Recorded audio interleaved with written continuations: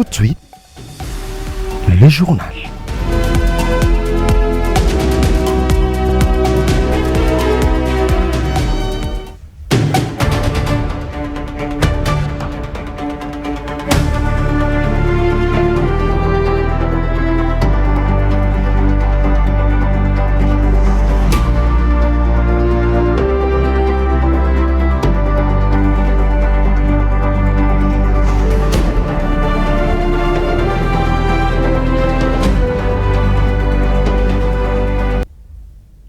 Il est 19h30, heure de Kinshasa. Madame, Messieurs, bonsoir et bienvenue dans cette grande session d'actualité dont voici les titres.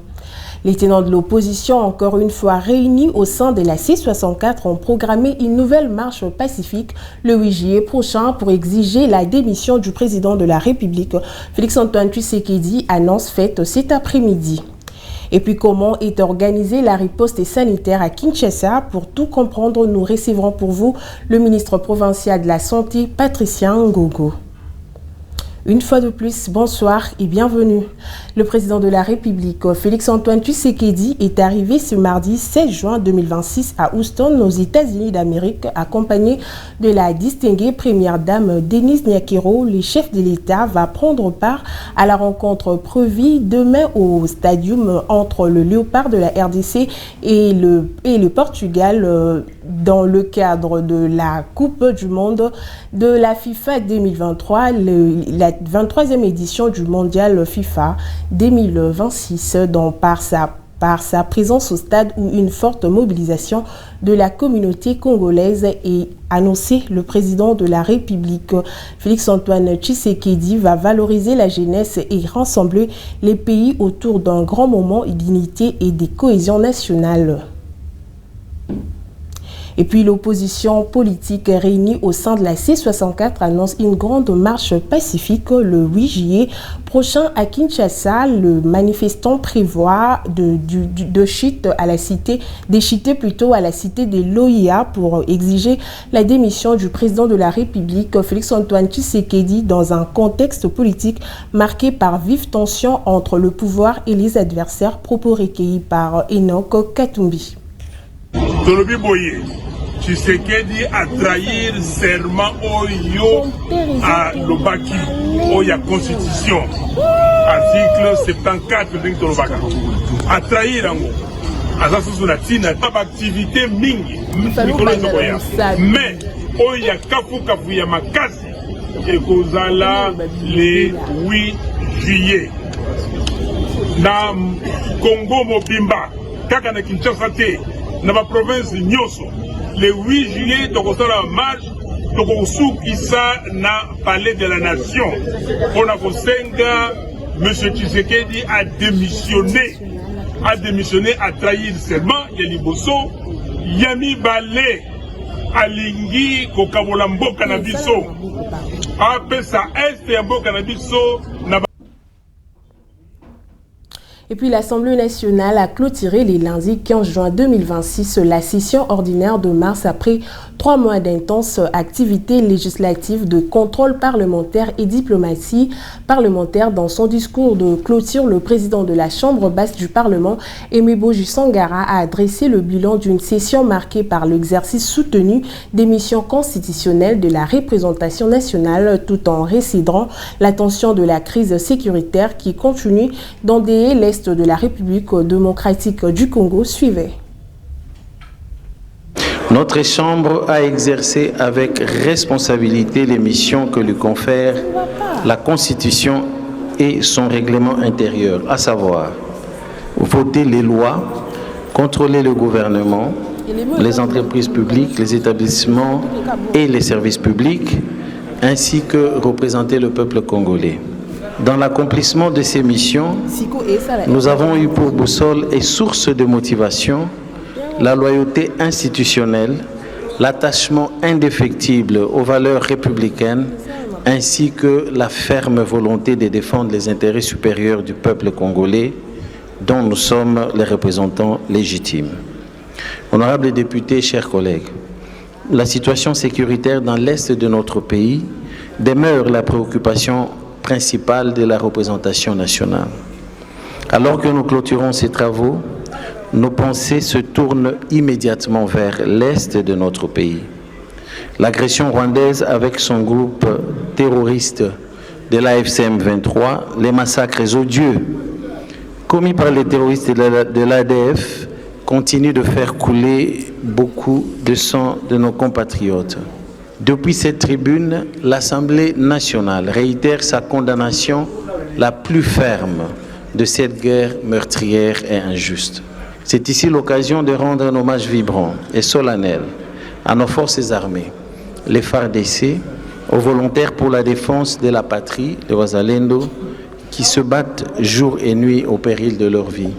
Aux populations meurtries du Sud Kivu, du Nord Kivu et de l'Ituri, nous disons, la nation ne vous oublie pas.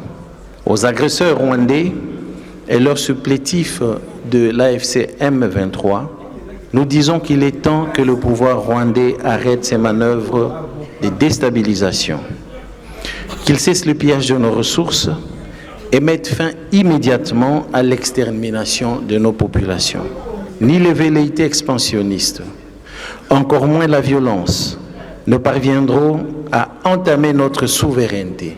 Aucune portion de notre territoire ne peut être cédée.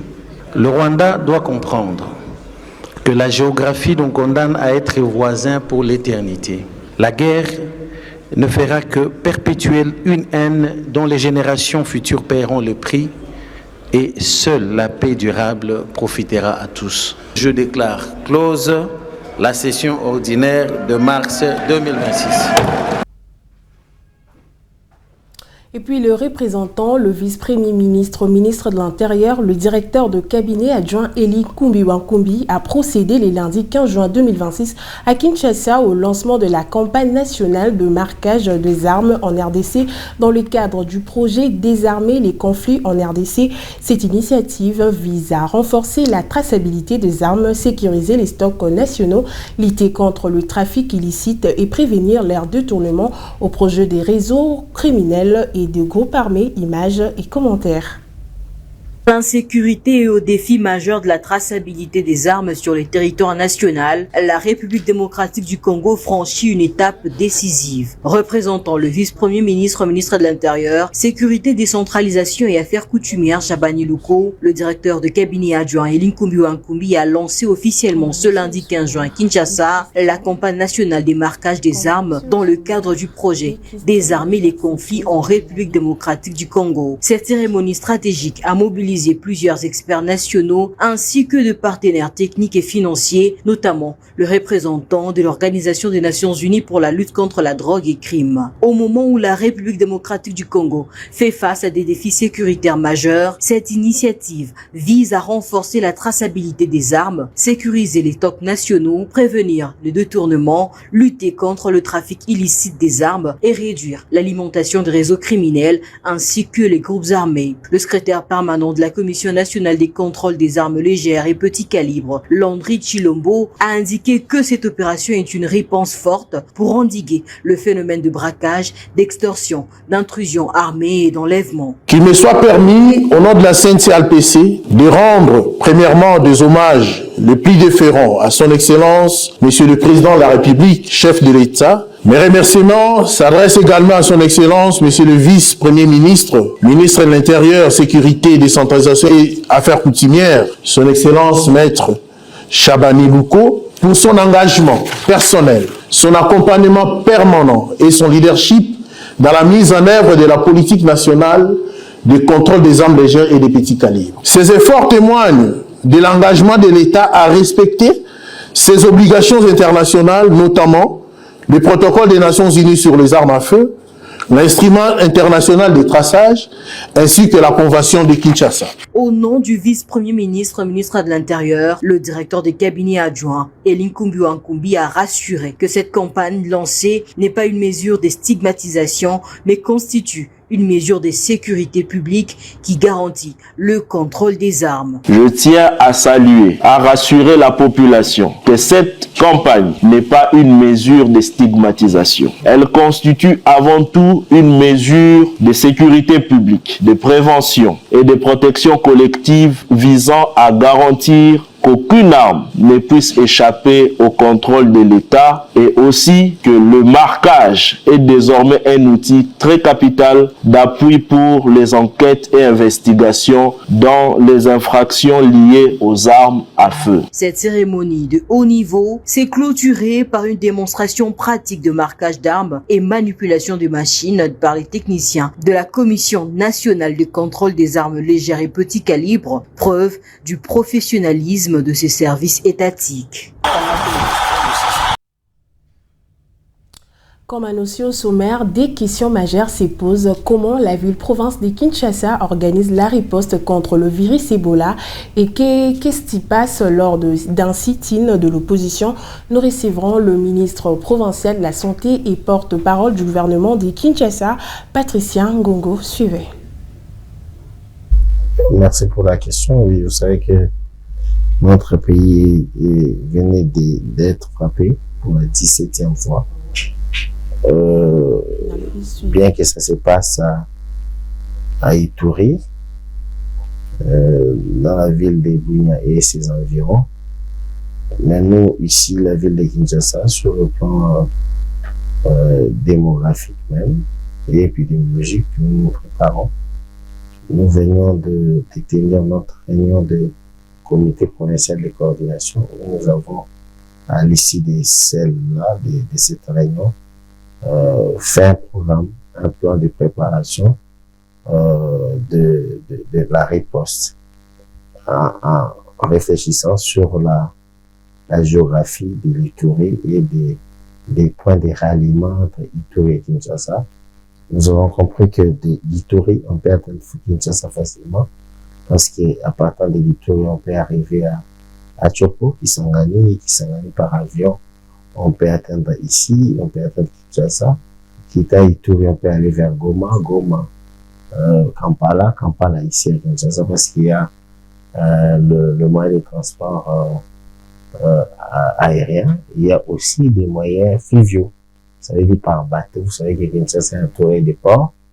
C'est pourquoi nous avons fait ce plan de préparation pour quadriller tout le point d'entrée de Kinshasa.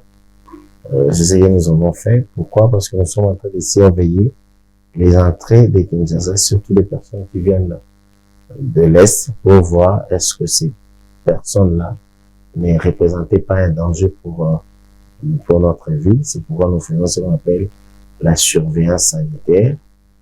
Vous pouvez quitter Bunia pour être ici, mais avant d'entrer dans la ville, nous prenons toutes les précautions pour vous surveiller en dehors 21 jours, parce que vous savez que le temps d'incubation, qui est le temps de l'entrée de la maladie dans votre corps jusqu'à la présentation des signes, nous vous surveillons pour que nous ne puissions pas être surpris. Je vous dis que nous prenons cette maladie avec beaucoup plus de prudence et nous nous préparons énormément. Mais ici, je dois rassurer le CUNAS et l'équipement de ne pas être paniqué, mais d'être prudent et d'être éveillé. Bon, la coupé, c'était avant quand la préparation se faisait, encore quand on mettait le plan de riposte là-bas en place. C'est pourquoi on avait suspendu momentanément le trafic aérien, mais maintenant, je vais vous rassurer que le trafic est arrêté parce que de l'autre côté, il y a un plan bien fait, des contrôles des entrées et des sorties. Et ici, au niveau de l'aéroport d'Indil et les autres aéroports, nous avons mis le plan de surveillance. Maintenant, quelqu'un peut quitter Bunia pour ici, sans pourtant être inquiété. Mais ici, dès qu'il arrive à Kinshasa, nous prenons des mesures sanitaires pour qu'il puisse pas être un danger pour les autres. Et puis, c'est la raison pour laquelle nous alertons le CUNAS et l'équipement d'être prudents, de prendre des précautions déjà, des précautions hygiéniques banales, qu'on peut dire, et éviter d'aller dans des foules, éviter des contacts, des salutations inutiles. Protégez-vous parce que nous sommes dans un contexte épidémique, et malgré que ça se passe à plusieurs kilomètres de la ville de Kinshasa, mais ça peut arriver ici. Mais au moment où nous vous parlons, la situation est sous contrôle. Nous n'avons pas de cas ici à Kinshasa. qu'on ne vous trompe pas, qu'il n'y ait pas de désinformation dans les réseaux sociaux. La ville est bien maîtrisée et surveillée. Non, il faut savoir que la République démocratique du Congo est régie par des lois, des réglementations. Nous, l'autorité urbaine, qui est l'excellence Daniel Bumba-Lobaki, a reçu les organisateurs, leur a exprimé notre difficulté de les accorder leur sit-in au niveau du parlement du peuple par rapport à l'inviolabilité de l'endroit, et on leur a suggéré d'aller les faire vers les terrains à Sosa, qui permettrait à la ville d'être capable d'assurer leur sécurité, assurer la sécurité des manifestants. Malheureusement, les organisateurs ont voulu être des politiciens sans pourtant être des hommes d'État. C'est ce qui a créé tout ce que nous sommes en train de voir. Nous les appelons à la responsabilité, tout simplement. Mais moi, je vous assure ici que nos polices ou nos services de sécurité ont utilisé le professionnalisme. Ils ont résisté face à des provocations, même à des personnes armées par des armes blanches, des machettes et autres. Notre service de sécurité, surtout la police, ont utilisé la sagesse du professionnalisme. C'est ce qui fait qu'aujourd'hui, au jour où je vous parle, il y a eu aucune personne décédée. Ça veut dire qu'il y a eu aucune perte en vie humaine. Nous déplorons malheureusement des brûlures des véhicules, parfois des épaves. Nous regrettons des personnes blessées, mais malheureusement, nous avons eu beaucoup plus de blessés auprès des policiers. Plus de 15 policiers ont été blessés qui sont en instance de soins maintenant. Et malheureusement, les civils qui ont été aussi touchés, ils sont en train d'être pris en charge dans les différents établissements de soins de santé de la ville. Mais heureusement qu'il n'y a pas eu de pertes en vie humaine et que nous les appelons à la responsabilité dans leurs activités qu'ils auront à organiser. Merci. Dans un autre registre à présent, c'est un signal fort que vient de lancer la cellule de Nouvel Élan dans la commune d'Ilingwala pour les démarrages de ses activités du deuxième semestre de l'année 2026. Le parti s'offre faire une véritable démonstration de force lors d'une matinée politique de grande envergure marquée par une vague d'adhésion massif et un soutien affirmé à la base féminine. Reportage de Gaston Bouilly. Un siège provisoire devenu trop exigu face à l'influence. La commune d'Ilingwala a vibré au rythme d'une mobilisation impressionnante des nouveaux militants de Nouvel Élan. Réunis dans une ambiance survoltée, objectif, renforcer la structuration du parti en vue de la seconde moitié de l'année et consolider son ancrage dans cette municipalité stratégique de Kinshasa. Sous la conduite du président communal Yannick Lumwanga-Mpoyi, la rencontre a tenu toutes ses promesses. Des temps forts ont marqué les échanges, la transmission de nouvelles orientations méthodologiques et politiques du parti, suivi de la présentation officielle de la nouvelle équipe provinciale chaleureusement accueillie. Mais le moment le plus marquant reste sans conteste la session d'adhésion des nouveaux membres d'Ilingwala qui ont franchi un cap en signant leur engagement au sein du parti, illustrant une dynamique de croissance et regain d'intérêt pour l'idéologie des Nouvel Élan. En résumé, nous devons retenir qu'aujourd'hui, à Ilingwala, le parti Nouvel Élan a lancé officiellement ses activités par une grande réunion avec nos mamans, nos papas, nos camarades jeunes. Et là-dedans, on devait expliquer d'abord le parti en soi. En commençant par l'idéologie du parti, l'organigramme du parti, ainsi que les objectifs. Voilà un peu en résumé ce que nous pouvons retenir en date d'aujourd'hui par rapport à la réunion que nous venons de terminer. Nous avons un soutien total. Derrière moi, vous allez voir, il y a les mamans, les papas, ainsi que les jeunes, filles et garçons, qui sont venus répondre massivement à notre appel et ont accepté d'ailleurs d'adhérer en remplissant leur fiche d'adhésion. Et nous matérialisons ce que nous avons comme souci à travers ce monde que nous avons reçu aujourd'hui dans notre siège qui est situé sur l'avenue Bunta numéro 214 dans la commune de Lingwala. Nous tenons à remercier toutes les autorités, en commençant par le camarade président, son Excellence, Monsieur le vice-premier ministre chargé du budget, Adolphe Mouzito, et toute son équipe, pour la confiance d'abord qu'ils ont en nous et pour ces choix qu'ils ont portés sur nous pour pouvoir diriger l'exécutif communal de Lingwala. En guise de conclusion, l'exécutif communal a posé un geste à forte portée symbolique et sociale. La remise de pagne à toutes les militantes présentes. Une initiative saluée témoignant de l'importance stratégique accordée à la mobilisation féminine dans les futures actions du parti. À Lingwala, Nouvel Élan affiche clairement ses ambitions, consolider sa base, élargir son influence et préparer activement les échéances à venir.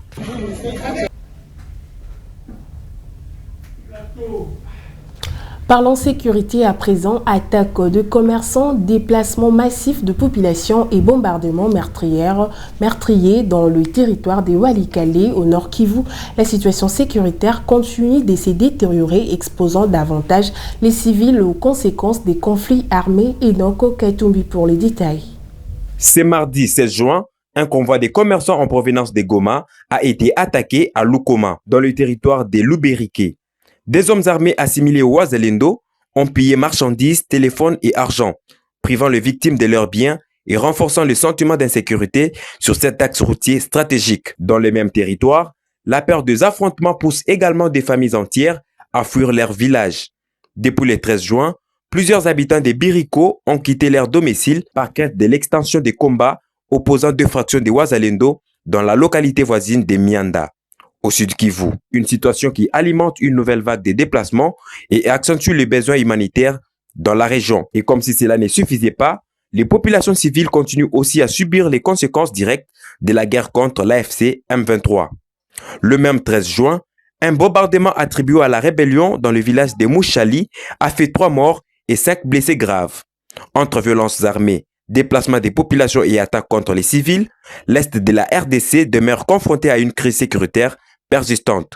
De leur côté, les forces loyalistes de la RDC continuent de faire face aux ennemis en guise du rétablissement total de la paix dans cette contrée. Sport à présent, les supporters quinois donnent leurs impressions et pronostics avant le grand retour des Léopards à la Coupe du Monde. C'est 17 juin à seulement 24 heures du grand match entre la RDC et le Portugal. L'ambiance monte dans toute la capitale de la République démocratique du Congo et plusieurs Congolais restent optimistes. Ils ont répondu aux questions de Samuel Alomba. Regardez.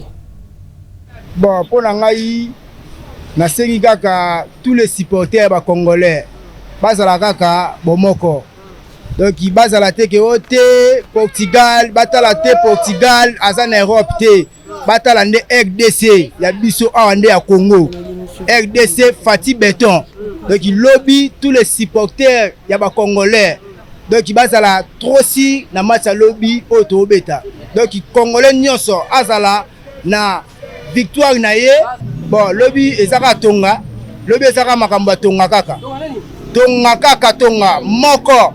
Ah, match à lobby contre Portugal pour nanga na zomo lokola tokobeta bango 2-0 hein.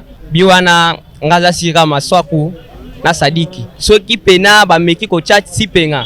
Wana nde ba joueur nanga na espérer bango wana. Bon, sipenga aza mutu aplikaka mingi na zomo na eseke soki ba zoko tse mingi ya kozala lokola ba Vinicius Junior. Parce que ça pas si vraiment pas si aza sous gardien te ba changer les bisous gardien wana nde kozala bien. Va changer gardien. Selon moi, ça sera vraiment compliqué pour nous vu que nos joueurs ils n'ont pas de qualité d'abord, ça sera compliqué. Ça sera compliqué donc, mais j'espère que ça va aller. Si nous jouons bien, peut-être on pourra faire aussi quelque chose. Na RDC gagné et tout na ba Portugal. Nous n'avons pas gagné parce que nous sommes congolais. Nous avons pour Portugal, nous avons toujours pour RDC parce que nous sommes congolais. Et c'est mon anga 2-0 kaka. 2-0 ya mignon le bezate le bifoto ya bango fimbu. Donc tozelango kaka na motema moko de biso nyonso lobby tozavema talaka équipe na biso. Si vous venez de suivre en cours des diffusions, Madame, Messieurs, voici le principal titre de ce soir.